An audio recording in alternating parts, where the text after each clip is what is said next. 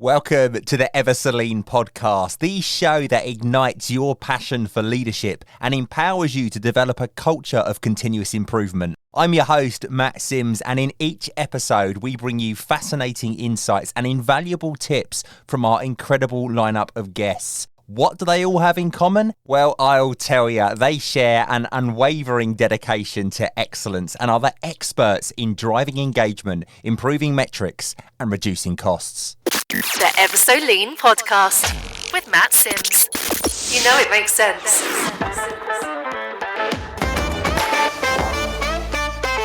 This episode is sponsored by Catalyst Consulting Limited.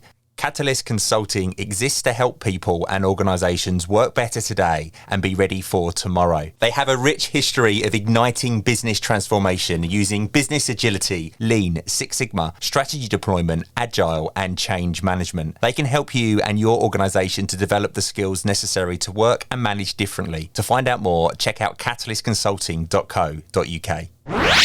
Today on the Celine podcast, we're joined by a true powerhouse in the world of mental health, well-being and resilience. And what makes this episode even more remarkable is that our guest is speaking to us all the way from beautiful Sydney, Australia. It is my distinct pleasure to introduce the one and only Bill Carson.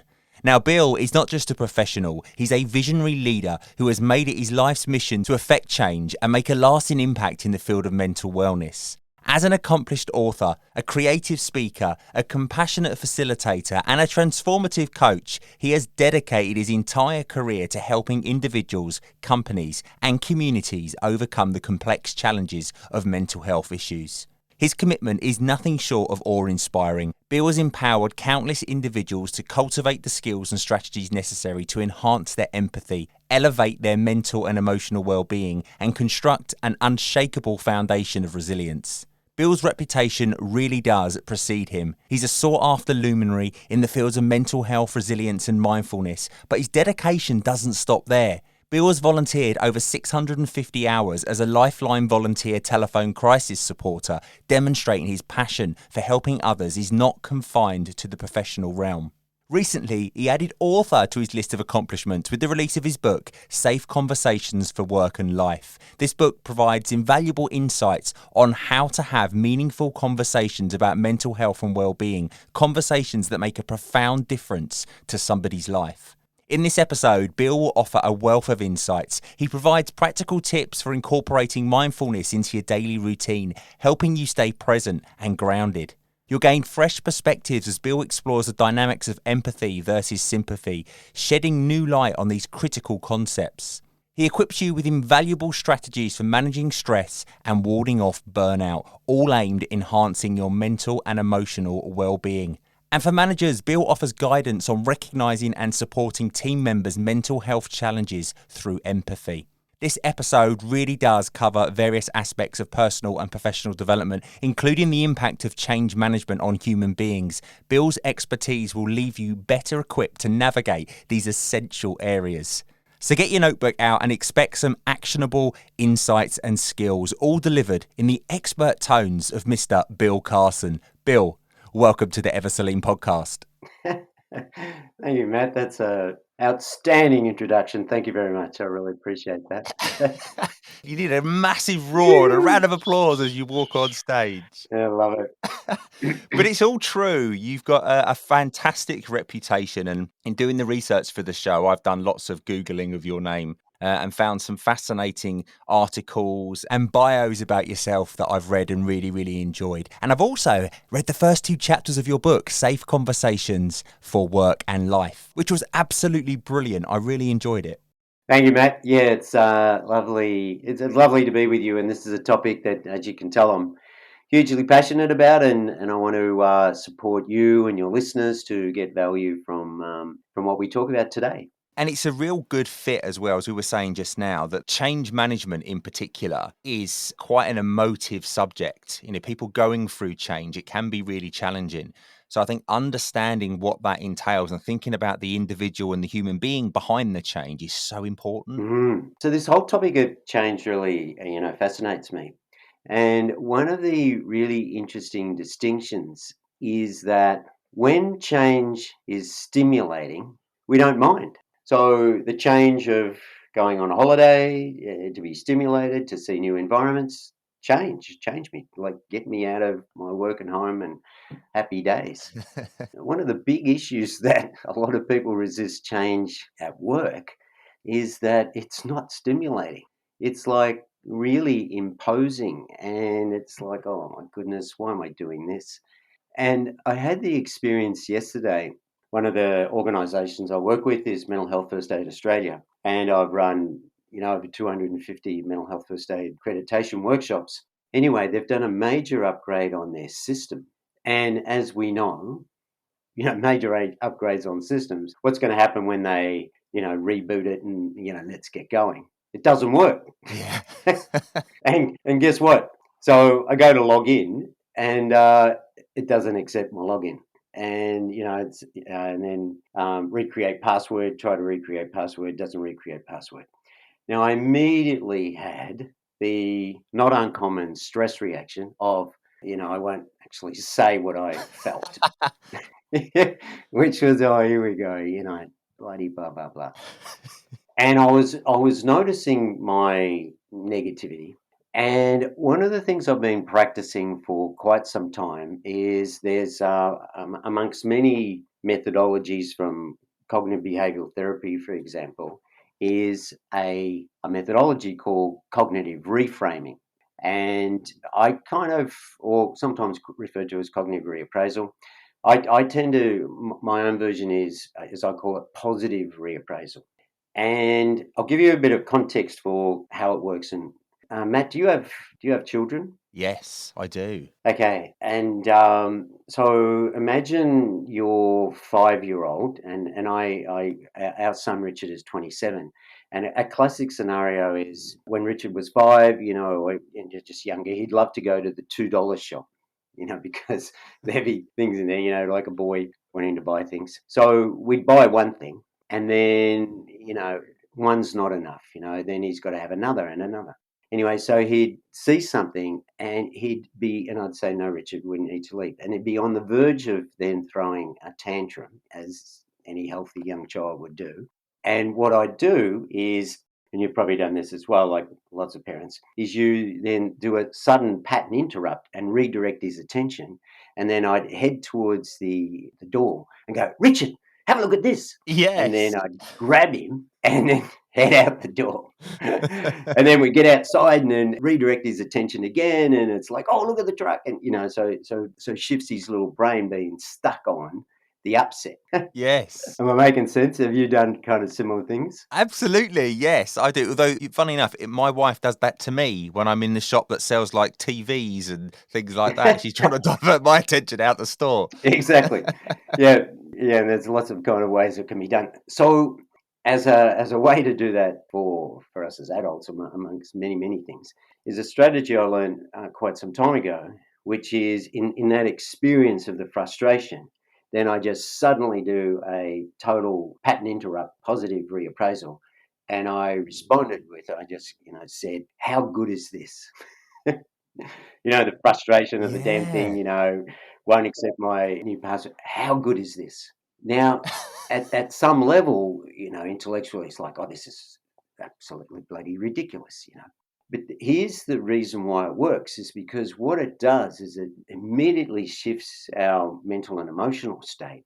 And in a sense, the whole context of like, how good is this actually kind of stimulates and it shifts more to the right hemisphere of the capacity to kind of start to see some capacity for positivity in the experience.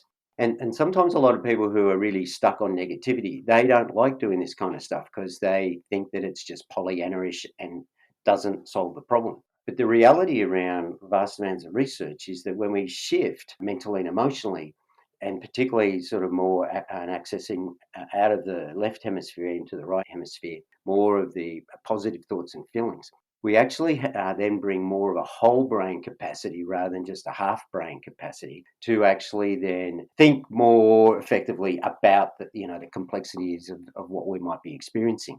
And what I noticed is I then thought to myself, okay, look, typical, frustrating at the moment, but then I future paced, look, when this is up and running, probably in a week's time, when I'm good to go in 2 weeks' time, this will be like totally natural. This is the best thing they've ever done. This is, fantastic. And then that just immediately shifted my emotional state. I wasn't as grumpy about it anymore, had a better attitude, and, things moved on positively. They made phone calls, had a conversation, sent me emails, and now we're moving in the right direction. Does that work the same? So say that you was a leader on the shop floor and you'd introduce something new and it was an employee that was having the issues logging in. As the leader, if you was to stand there and sort of portray that onto them and go, if it was going wrong, go, oh, this is really good. This does this, that. Is it the same effect? Does it work the same way? No, look, there's a lot of sophistication and complexity in change. And one of the really fundamental themes that has to be really understood, both at a personal level and at a corporate level, is the four W's. And this came originally from the work of a woman by the name of Bernice McCarthy, who applied this in a learning context. But it's also really relevant both from a change, learning, communication context. So the four W's are why. Why are we doing this, and what's in it for me? Number two is, what are we doing? What are we changing? Number three is, how? How is the change going to take place? And number four is the what if and what else. And what happens that screws up a lot of all change. And a classic example, I've worked with a lot of sales teams, and they introduced Salesforce. Salesforce is, amongst many CRMs, is a very, very good one, but it's very complex. And so if you're, classically old sales organization, you've kept all your information on cards and things like that, you know where to find it, everything's fine. Anyway, the gurus, the sales leaders, they either come across it or their competitors use it, etc., etc. So they figure out the why, and there's a really strong business case for them, a very strong why, and it's very stimulating for them, because if they get like Salesforce in place, operating beautifully as Salesforce leads them to believe, and it's all done fantastically, then it's very stimulating for them, because they'll hit their targets, they'll get their bonuses, and happy days. So their why is very, very strong. And then invariably what they'll do is they'll then say, this is what we're doing. We're now introducing Salesforce. And then when people go, well, hang on, like, why? And what's in it for me? Why am I going to have to grind through this whole thing? Oh, no, no, no, no, no. Look, you just need to do it. And so that's a big one that gets missed. Then, okay, here's the what. The other biggie then is how. How are we going to introduce it? What about this? What about that? And what often then gets interpreted is with quadrant 4, when people start asking about the what about this and what about that, uh, very negative, you're not being cooperative. It's like people have to ask questions. They have to have their feelings listened to and heard and validated. And so there's a real immaturity often in working through change and dealing with these things and making it really clear as to why we're doing it. Yeah, do you know what? I'm thinking back now to some of the projects that I've done in the past where we've introduced change. And sometimes as somebody who's leading change, you can get so swept up in the physical project itself and the deliverables and the timelines and the commitments you've made to the senior bodies sitting upstairs in the boardroom that you go down on the shop floor and it's just about getting it in and getting it going. You really do overlook the individuals that are working in that area. Sometimes those people have been working in that role for a long time Mm, and, they might quite like the way they do it already. They might quite enjoy the role that they do that's very manual and exactly. physical. And Yeah. then we're going in there and saying, I don't really care about you. I don't really care what you think. I don't really care about how you've always done it. Now we're doing it this way. Get on with it. Exactly. And so now, with all the work that I've been doing in mental health, there are significant mental health issues that are created by this poorly done change. So, first of all, anxiety is highly correlated with uncertainty about the future. And so, if people are really comfortable in their work and then they're just, as you were just saying there, Matt, where they are then being exposed to and encouraged and asked and expected to then go into this uncertain future, it's going to ratchet up their uncertainty, a la their anxiety. Now, If you're in a really good, healthy, mentally and emotionally healthy state, in other words, life's good, you've got loving relationships and, everything's fine, then happy days, you kind of have the emotional energy to do it. But if you're like struggling, your dad's unwell and kids are having a rough time at school, and like in Australia recently, when interest rates started skyrocketing, and if you just bought a house and leverage yourself crazily and then interest rates going through the roof, you start getting this huge amount of mental emotional pressure. And then work is then going to impose all this additional pressure on. So our bandwidth, our resilience, our emotional strength, fitness to handle the change is really impacted. So that's part A, which is the uncertainty of the future. Depression is highly correlated with loss experiences, with sadness and with grief. And so if you really loved your work and you were comfortable with it and you had a sense of accomplishment, then when change takes place, what will often happen is we have to let all that go. And that there's a certain sadness and grief that is associated with that, which often, again, just doesn't get understood, talked about, felt, etc. So these areas are really, really significant. Why do you think that is that we overlook that? Do you think that people deliberately overlooking that and not taking that mindfulness of what people are going through? Or do you think it's a skills and knowledge related issue where people just don't actually know and know how to deal with that kind of situation? Yeah, I'm tending to think that it's more the latter. And the reason is because my observation is that they're all across the planet, we really need to mature in terms of our capacity to deal with feelings. What I mean by this is that one of the things I've learned from my lifeline work is that looking after our self care is incredibly important. Because in Lifeline, sometimes some callers are in a really difficult place. And what will happen is because I'm doing the work of empathy, which I call compassionate empathy, I will actually, so compassion is a Latin word is com with passion is pain. So when I'm with their pain, then as a normal human being, I will feel some of that and potentially get emotionally triggered. Or technically, did I handle that the right way? So in the early years, it doesn't happen much for me these days because I'm very experienced. In the early years, then I could, at the end of the call, take off the headset, go and talk to the supervisor. So I could debrief my feelings. And what I've learned then over the years is that I've become much more emotionally stronger, fitter, and more mature. By comparison, I was talking about this some time ago in a workshop I was running, and a guy was in the workshop and he'd been in the police force in Australia.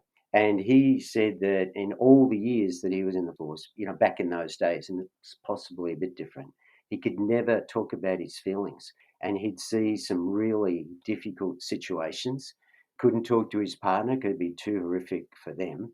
Couldn't talk to it at work because, like, mate, you got to man up and not, connect with your feelings. And this is incredibly naive because when we can talk about our feelings and just be heard, listened to, and validated, which is kind of one of the key themes of my book, Safe Conversations, that what happens is that we actually have an opportunity to actually self-regulate our emotions, feel heard and listened to, and we get stronger. So if we are more aware of the whole feelings component, so at the moment we talk about mental health. Well, no human being on the planet ever has thoughts without feelings. They just go together. So we fundamentally should be talking about mental and emotional health because the two of them fit together. And when change takes place, when we have conversations, we have feelings, and validating feelings and allowing feelings to be heard, listened to, and understood, and we get mature and smarter around our feelings, then we get better. So I think, Matt, the issue there is not so much that it's an issue of, there's a bit of the English, stiff upper lip, don't talk about your feelings kind of Yeah. thing. It was an interesting analogy towards the beginning of your book. You spoke about how if you've got a bust knee, if you've got a knee and you've had an operation on your knee and you've got a knee brace on or whatever, people are really sympathetic and you're like, yeah, I've got a bad knee. I can't play tennis or I can't play a sport. But if it's mental health and well-being, you don't talk about it. You shy away from it. You feel like there's a stigma there that you can't Yeah. talk about it. This is particularly relevant for males more often than not because males, from a young age are often, and it's changing in both your culture and ours, that parents these days are often encouraging their young males to be connected with their feelings a little more. And so when I've run men's groups, then you put a group of guys together, and it's just totally safe to open up and talk about how you're feeling. And there's no judgment, no point of view, no mate, you should do this, and what's the matter with you, etc. When it's just totally okay to talk about our feelings, then we do that, and we can just feel safe in talking about our feelings. But what often happens with males in the broader culture, there's this kind of whole perception of weakness. So a way to understand this is, so if you go back to what we just touched on there. So back in 2018, the end of 2018, I busted my knee in a surfing accident and tore the ACL pretty badly, damaged the meniscus and the MCL, and I was in a lot of pain. Now, what happens when we injure, our various extremities and stuff like that? So we'll have the pain, but then the thing is that what we don't do is that I didn't attach my identity as a male because I had pain and therefore I was feeling weak.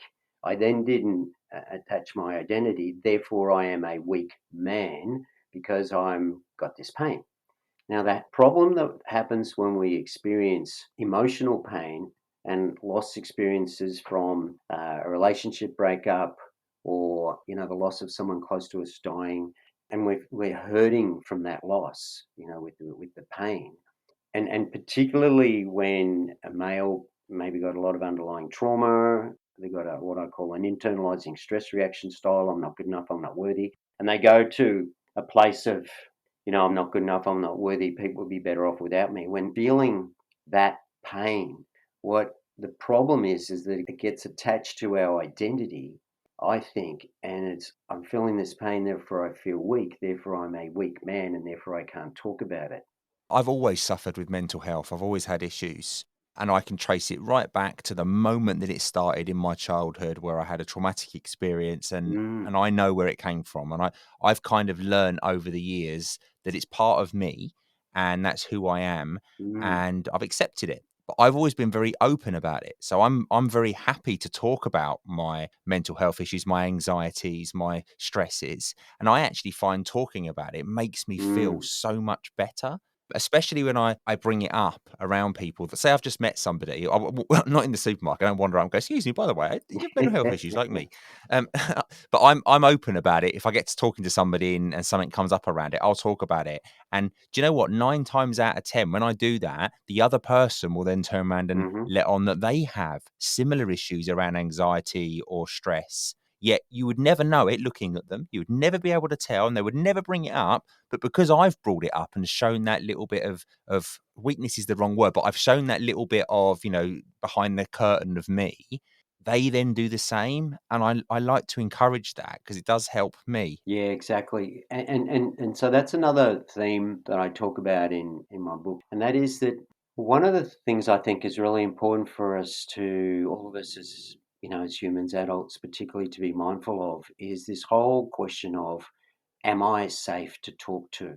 And essentially, what you do when you're willing to be, often referred to as vulnerable, that's Brene Brown's kind of message. My version would be when you're feeling authentic, so you're not comfortable about sort of talking about the authenticity of who you are without all the airs and graces. One is you've developed the capacity to feel a sense of safety in when you'll share it. And you've learned to be respectful of who might be able to receive it because it can be pretty challenging.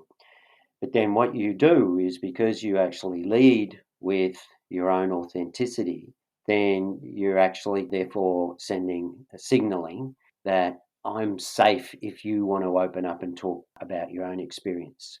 And and that's wonderful. It's a really good thing. Good on you. I used to think, right, I was spreading anxiety because everyone I would get to know after a few weeks, they would tell me they had anxiety. And I would feel like it was me portraying it onto them all the time without them knowing I was making them anxious. And then in later years, I realized it's not me spreading it around. It's actually quite a common theme and just me talking about it enabled them to feel the confidence to be able to open up and discuss it. And I've had it in professional environments as well. As a leader of people for many years, my team, I've always found, are very open to come to me and say, look, Matt, I'm suffering at the moment. Things are really hard at home. I'm feeling really worked up and stressed. I've got these symptoms. I've been to the doctor, and I've been able, because of my experiences, I've been able to say, do you know what? I totally get it.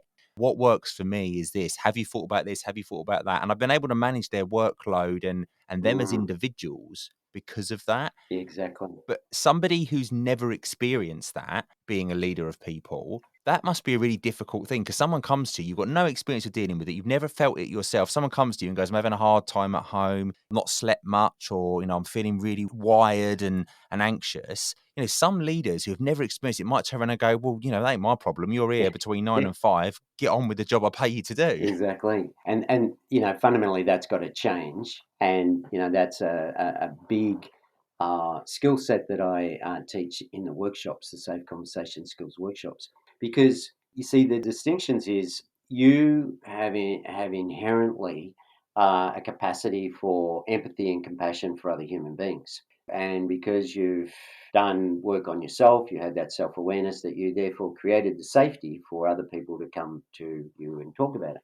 Now, managers who kind of do the work they do because they love either being in control of other people, getting a raise, getting KPIs, very task focused, they will often find this aspect of their people leadership quite difficult to do, because one of the big challenges that they experience is manager brain solves problems. Manager brain tells people what to do. So when someone is presenting with challenges, and this is a big, really important skill for managers to be able to see the difference between personal issues versus performance issues, and the manager being able to have that conversation.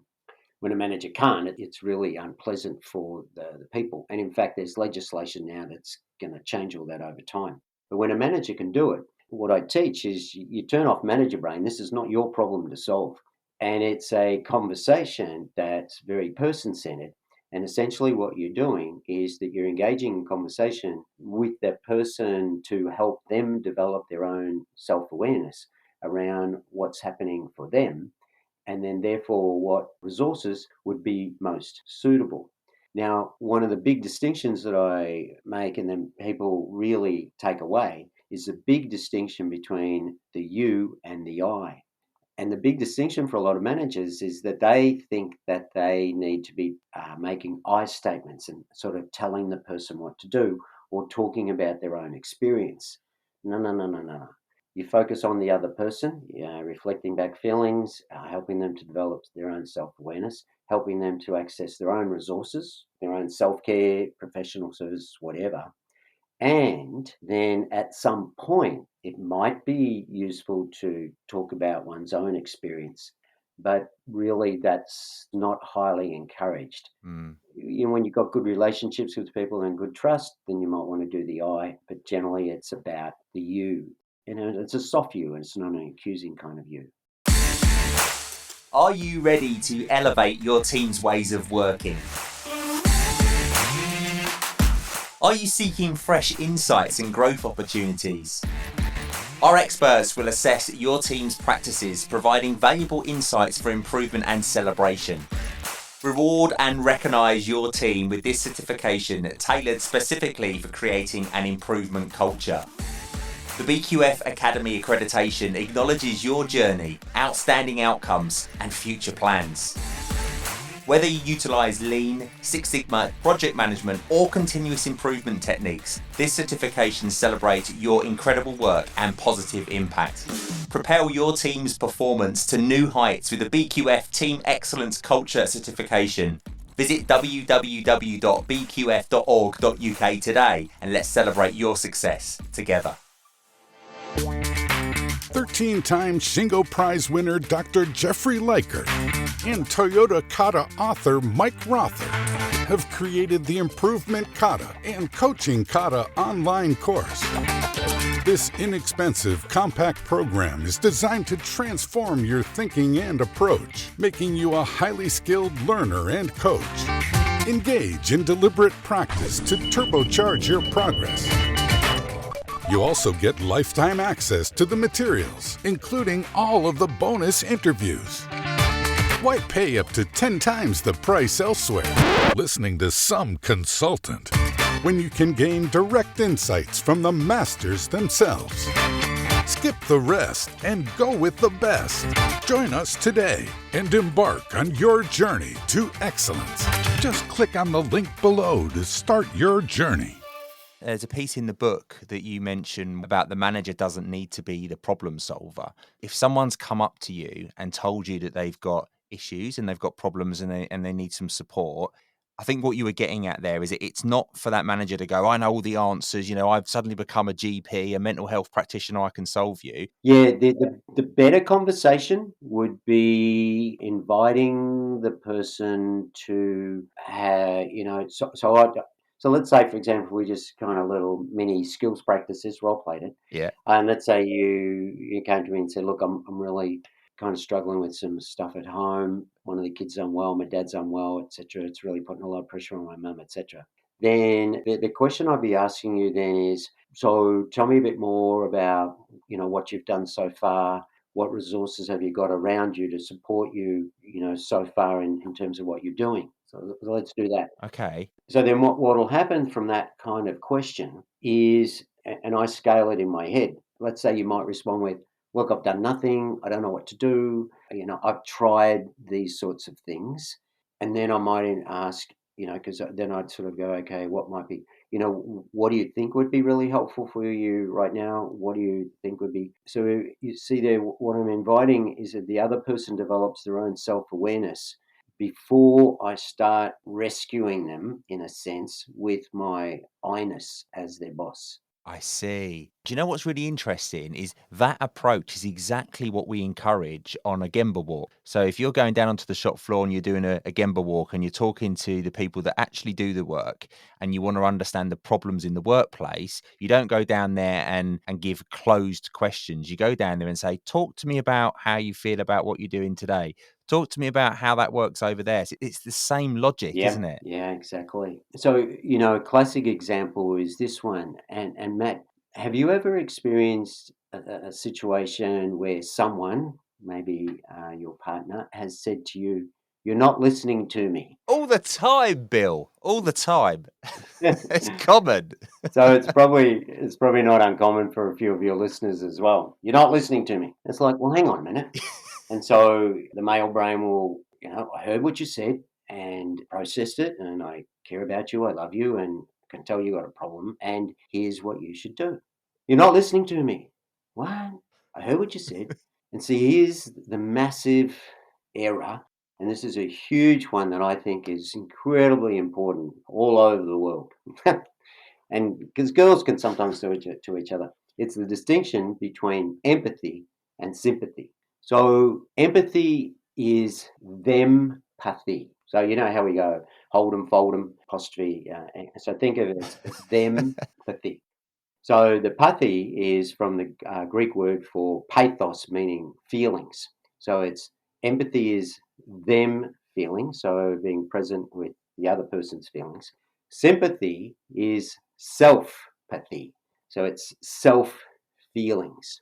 And so the thing that we have to be so mindful as humans, and this causes so many problems, is so let's say, for example, we go back to that scenario where your partner says, I've had a bloody shocker of a day today. All this was happening, and I tried to talk to my boss about it. He didn't follow up, and then I get home and the place is just an absolute mess, and I'm just not happy. What happens is, because we care about this person, we will feel their feelings.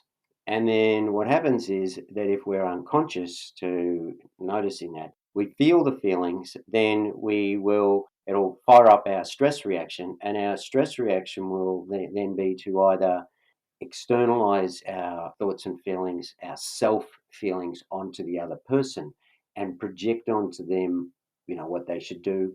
So it could be some version of, we could externalize and tell them what to do because we're projecting and, being judgmental and attacking, or we do some version of I, or, what are you telling me for? I can't handle this. And, You think you've had a bad day? Then let me tell you about my day. And so self-pathy, self-feelings is, okay, stop, settle down those feelings, stay present with the other person's feelings, and then reflect back something like, gee, darling, sounds a shocker. That sounds like, it's been a really hard one for you. You see? So you reflect back their feelings, with a gentle you. And what help would you need from me right now? How could I help you? And you stay present with the other person and not be dumping our stuff onto the other person. That takes such a presence of mind, though, doesn't it, to do that? You don't purposely go in there and go, as soon as you start telling me about you, I'm going to bring it straight back to me.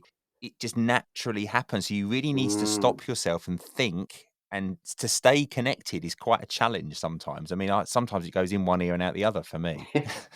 Exactly. Yeah, you see, it's natural, as you say, it's natural because an habituated reaction. I'll give you another example. So some time ago, I caught up with a friend of mine that I hadn't seen for quite a lot of years, and in the course of the conversation, he said to me that his wife had died from cancer, from a long bout of cancer, and then my response was, that must have been incredibly difficult for you to have experienced that and gone through it. And then, the course conversation continued, and he then said to me later on, he said, no one has ever responded that way. They always Wow. respond with, I am sorry for your loss. I give you my condolences. And so people kind of do the best they can. They are being sympathetic, self feelings with I statements, but it just absolutely fundamentally disempowers the person that you're having the conversation with because they've shared something that's really difficult for them. And then we respond with an I statement. Whereas if we reflect the feelings that they're probably experiencing, then that's really good listening, really good being present, really, Mm. really, really good communication skill. It's interesting because I, I think naturally that the natural thing to say if someone says something like that Mm, is I'm really sorry to hear that. I'm really so you exactly. think that's the right Yeah. thing to Yeah. say, don't you? No. But it's actually Because not. just now, right now, as I was listening to you as you were saying that, and I was thinking of myself in a situation where I shared something, and then you respond with your I, then immediately it's gone to you, and it's not about me anymore. Yeah. It's not about the person. Oh, Bill, you've given me self-conscious worry now. You've caused me health issues. I'm going to be worrying about when I speak. It's so interesting. There's so much behind it Yeah, all, isn't there? yeah, and so then as we tie this back into managers, so and that conversation, so an empathy response to the person that has the trust in their manager to come and say, look, hey, look, there's stuff going on, and so the empathy reflecting back feelings, that must be pretty tough for you, to be looking after and worried about your dad like that, and your mum's struggling. Like, how are you going, and like what support and resources have you got? You see there that I'm keeping, in a sense, I think of a platform, I'm creating a platform of safety where their feelings can just land, and then I'm validating them and inviting them to feel heard, listened to, and then know that they're, safe. And then if they don't know what to do, then I might make an I statement, which might be, look, do you feel that you need a bit of space in time? Do you feel that there be a need to sort of change your work at the moment so you can kind of just free up some time? You see there, I'm inviting them into kind of making the Mm, decision that would work for them. And they'd maybe say, yeah, look, maybe like it looks like they're going into hospital on Fridays. That would be pretty helpful if I could just free up some Fridays, maybe for the next 2 or 3 weeks. Okay, cool. Let's do that. How do you want to look after your work, your workload? How can either me or the team? You see, yeah. you do the I and others when you've given the person space to work through the situation for them first. And I guess everybody, no two situations are the same. Everyone's an Exactly. individual. So that bringing it to them, you're going to get more to the right solution or the right support. Whereas if you give the I, you might give the wrong solution that worked for someone else, but not work for that individual. Yeah, yeah, and you see, it can be really stressful for somebody. It's like, oh, he goes home then to his partner, and like, what did your boss say? Well, like, he's given me Fridays off. Well, you don't want Fridays off. You want, like, what? It's like, why didn't you tell him? Oh, look, I didn't know what to say. And it's, I'm just making this up because it can be, it can be pretty stressful when people are going through these kinds of things. Yeah. But the main thing, is for managers to recognise that, it's not their problem to solve. Now, we can have it then a long conversation if let's say someone has taken the mickey. And so one of the things I talk about with managers is what do you do in situations where, and some managers actually think that people are weaponizing mental health with things like, they're underperforming, they pull the anxiety card. Mm. It's like, oh, here we go. And so, I teach managers how to work through that kind of situation. Brain's just another body part, and helping the person to develop some self-awareness around, where they're at, what their needs are. Have you actually had a diagnosis? The other issue is, if a manager does create some mental and emotional safety between personal issues and performance issues, and the person doesn't actually take responsibility for themselves and do some of the things they might need to do, again, there needs to be some accountability around that. And again, in the workshops, I teach how to do that in an appropriate way. It's all about education. That's the message I'm getting. It's about understanding. Yeah, it is. Yeah. Couple of areas that I wanted to cover off with you, Bill, because I'd be an absolute mug not to cover it off with your expertise, is stress mastery and mindfulness, which I think are probably similar sorts of pieces. Mm. But, many of us suffer with stress and burnout at work, particularly, some roles have peaks in the year where it's really stressful. We know that period's coming. What would be your advice to people to deal with stress and mindfulness to be able to navigate those times of their life?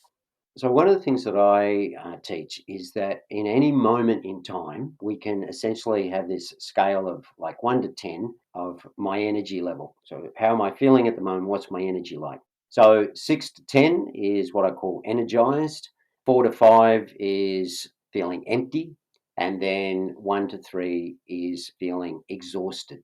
And, we vary from exhausted, empty, energized. We vary like that all the time. Welcome to being human. We have mood variability, energy variability. Mood is a combination of thoughts and feelings, which is, our energy level. So let's say, for example, you start the day and, you do an hour and a half with meetings back to back. It's a pretty solid meeting. And let's say, there's some things that have come out of that's maybe things aren't going so well, and your energy goes down to like about 4 or 5. Now you got to be really mindful. Okay, this is the way I'm feeling now. Because if you don't do anything to nurture your energy, what'll happen is, let's say you go into another meeting, or doing some work, or you pick up calls, it's such as, and if you start then going down into a 3 or a 2 and start being emotionally exhausted, and then you go the rest of the day, and then on your way home, whether you're commuting in public transport or in the car, and you keep your energy low and you don't build up your energy again, then you get home and you're depleted and you're cranky, Yeah. or you're not a nice person. And so we've got to be consciously aware of our energy. So if you're getting down into empty or exhausted, what do I need to do? So there's 4 fundamental energy sources: physical. Right, move your body, go grab some water, have a bite to eat, whatever the case may be. So that would be physical. Or mental. So mental would be like if you've got to do creative work and you're just feeling drained and you're not in a good place for it, then maybe just do some rinky-dink admin work, or stuff that's not overtaxing you mentally. Or emotionally. If you're just feeling emotionally sort of drained, what are you going to do to kind of get yourself up? Maybe, how good is this? Or, go talk to somebody, shift yourself emotionally to get your energy back up. Or the fourth area is purpose and meaning. And when people don't have purpose and meaning in their work and they're just grinding it out every day and they don't find just the absolute fundamentals, like, I just show up at work because I care about other human beings and I want to be a nice person. Simple as that. So stress, there's a guy, here in Australia whose name is Nick Petrie, and he makes the difference between pressure and stress. So pressure is just the pressure of work and life and, getting things done. But he makes a really good distinction. I kind of like it, and that is stress is then when we start ruminating. Did I do that right? What do they think of me? I made that mistake. Shit, probably I'm going to get the sack, or they're going to demote me. What's for dinner tonight? The kids are just driving me nuts. And what about the incident? How's my dad? And if we got all that kind of ruminating going on, then that's not useful. And so, one of the useful values of mindfulness work, and I shared this the other day, and these guys said, "Yeah, we do something similar." So, one of the things I do is I wake, let's say, at 5:30 or 6, and then first of all, the alarm goes off. Then I set another one for 5:45 because I like to have 15 minutes of snooze. And then what I do is I use the snooze to immediately start thinking positive. Because I used to a lot of time wake up with negative thoughts going on and all this kind of stuff.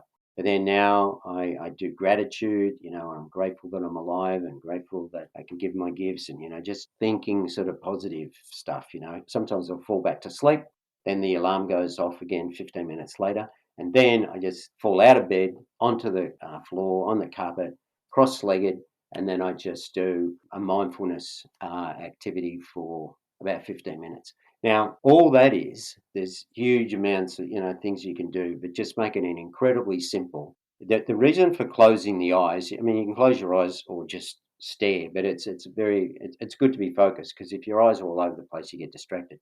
And then you just want to be focusing the breath at the nostril. So you close your mouth, because nose breathing, there's a huge amount of research now is highlighting how incredibly important nose breathing is. So shut your mouth, breathe through the nose. So I do a process that I call R&R, which is receive and release. So receiving love and then releasing fear or releasing worry or releasing pains I might have in my body, whatever the case may be. I just do that for 5-10 minutes. Maybe I'll be starting to think and plan around the day. Sometimes I have no thoughts, sometimes I have thoughts. And then at the end of 15 minutes, because the alarm is set, that's the finish, and then off to the shower and away we go. Talking to you, my breathing changes as you're talking through it. I start breathing through my nose and I start holding my breath a little bit and letting it out. I'm going to try that. I'm going to try it. I'm very much, need to leave at 8:10, get up at 8, roll out of bed at 8:02, quickly get dressed, washed out the door type person. So it's going to be a bit of a culture change for me, but I'm going to give that a try. Yeah, and the thing to sort of recognise with these things is they take time. They're a new habit. When I used to have a long commute to the office, I used to find that that commute home, I would naturally decompress during that hour and a half in the car with my eyes open, I might add. Yes. It used to just naturally decompress. But whereas when I only lived 5 minutes from the office, you didn't have time to switch off and decompress. You'd very much walk through the front door still wired and in the zone. Yeah, absolutely. And I'll just touch on the other theme that you'd mentioned there that's often a struggle for a lot of people, and it's this whole issue of burnout. And it comes back to the same combo of stress and burnout. And often people will be burning out because they deplete themselves way through that empty region and exhausted region. And so this is why, in any moment in time throughout the day, I'm conscious of it. I know my energy's gone down. It's like, okay, what do I need to do? Either, I've got to smash through some work and get it done, and then I'll go and do something else, or I'll take a break there and then to get my energy up. So I'm constantly mindful. And I think that then if we look after our mental and emotional energy, and then that'll then therefore support our mental emotional health and fitness, that then we can resource ourselves to be more effective to deal with things that we find stressful. And then probably a whole other conversation, Matt, to kind of a whole bunch of strategies to talk about how to deal with anxiety and how to deal with depression, because they're two Yeah. biggies that a lot of people really struggle with.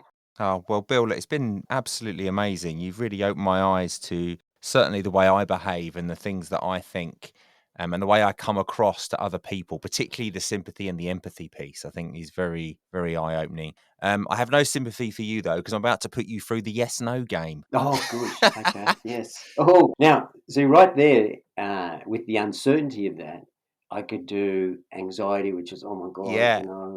I hate these things, or B, I might fail. Or I can do Yeah. excitement, which is, oh, well, Yeah, you look excited. You've got the excitement face going on. So basically, the way this works is I'm going to ask you just some random questions throughout a 60-second period.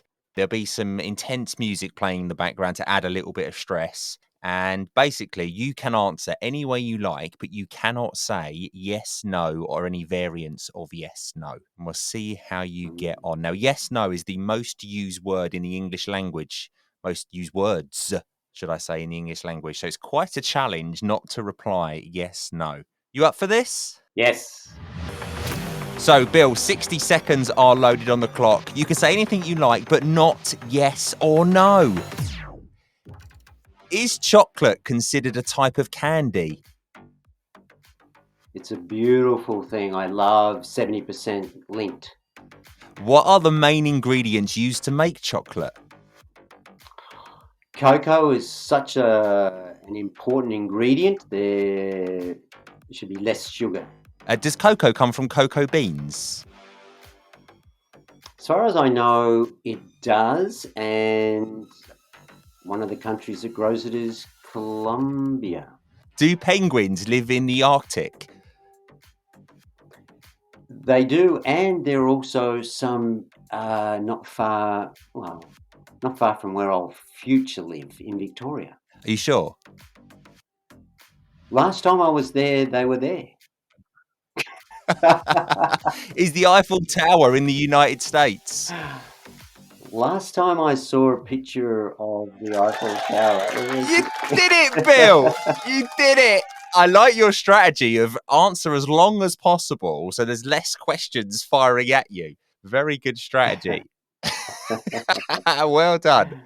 True pro, no stress there. You were all over it. Bill, thank you for doing that. Whereabouts can people buy your book or learn more about the fantastic work that you're doing? Because I think there'll be people that listen today that want to know more, because only so much we can cover in this hour. So where can they go?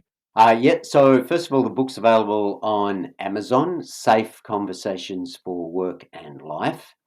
My website is inspirelearning.au. People can also find me on LinkedIn, inspirelearning.au, gives you an overview of what I do.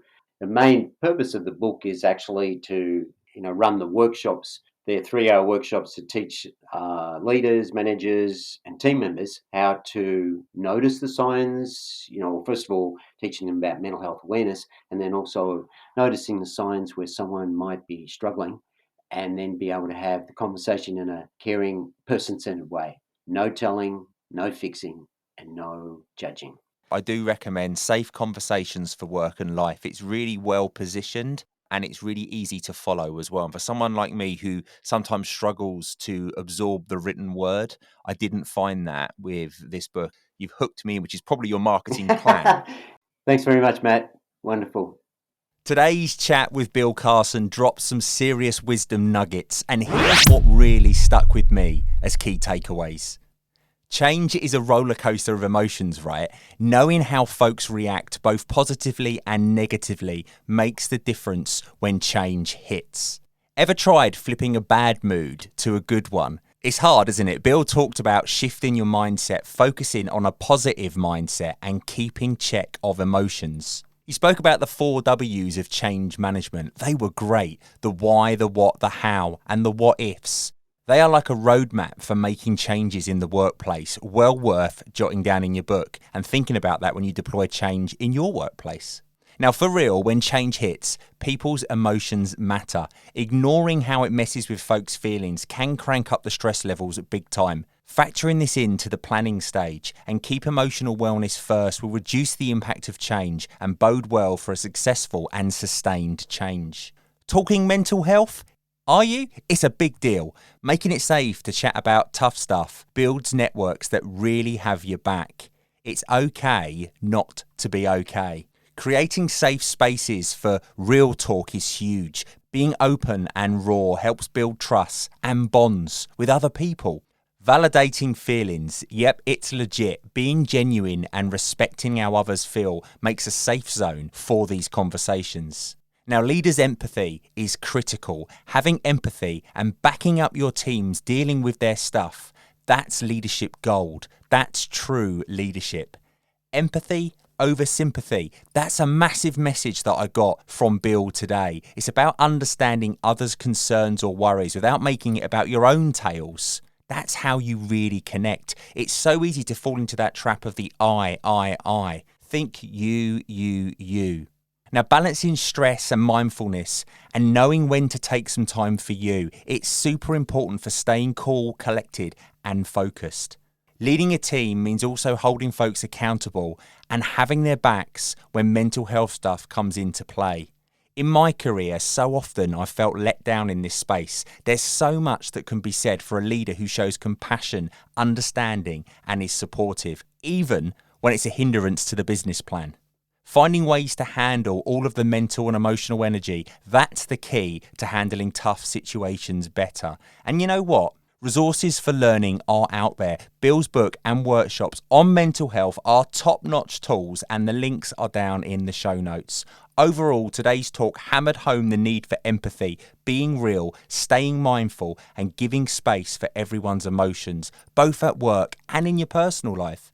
Bill's insights on mental health, seriously on point. I hope you found some value and some food for thought as much as I did. That brings us to an end of this episode of the Ever Celine podcast. Thank you so much to Bill for joining us all the way from gorgeous Sydney, Australia today, and giving us an insight into mental health and well-being, stress, and just basically thinking about others. Empathy, sympathy, absolutely amazing. Really enjoyed it. I've learned so much. Hopefully you did too.